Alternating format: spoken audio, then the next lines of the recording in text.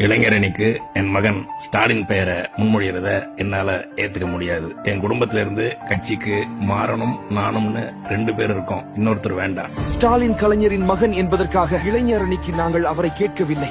கலைஞரின் மகன்தான் வேண்டும் என்றால் நாங்கள் முத்துவையோ அழகிரியையோ தமிழரசுவையோ கேட்காமல் ஏன் ஸ்டாலினை கேட்க வேண்டும்? ஸ்டாலின் தான் வேண்டும் என தொண்டர்கள் கேட்கிறார்கள். ஸ்டாலின் இன்று கட்சி பொறுப்புக்கு வரக்கூடாது என்று தடுக்கும் நீங்கள் அவர் கட்சிக்காக மிசாவில் கைதான போது ஏன் தடுக்கவில்லை தலைவரே? கட்சிக்காக சிறை சென்ற ஸ்டாலின் சிறையில் போலீஸ்காரர்களின் காட்டு மிராண்டித்தனத்தை எதிர்கொண்ட போது தளர்வடையவில்லை, பயந்து ஓடவில்லை. இது கட்சியின் மீதான அவரது பற்றினை வெளிப்படுத்துகிறது.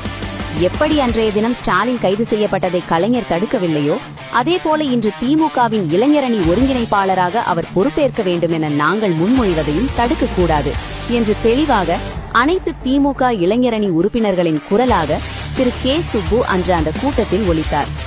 தொண்டர்கள் மற்றும் மூத்த உறுப்பினர்களின் அசைக்க முடியாத இந்த ஆதரவிற்கு பிறகு கட்சியின் ஜனநாயக முடிவில் கலைஞரால் தலையிட முடியவில்லை. ஸ்டாலின் இளம் திமுகவினரின் பேராதரவோடு இளைஞரணி ஒருங்கிணைப்பாளராக நியமிக்கப்பட்டார். திமுகவில் ஸ்டாலினுக்கு அளிக்கப்பட்ட முதல் அதிகாரப்பூர்வ பொறுப்பாக அது அமைந்தது.